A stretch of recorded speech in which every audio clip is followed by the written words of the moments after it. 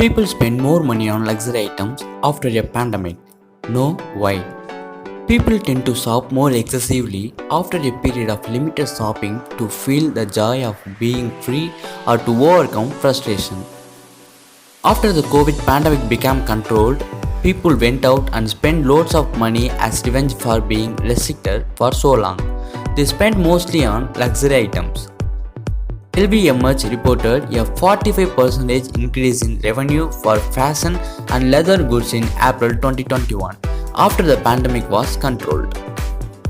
Nike, Cooksey, Estee Lauder outlets in different countries also saw this phenomenon among consumers.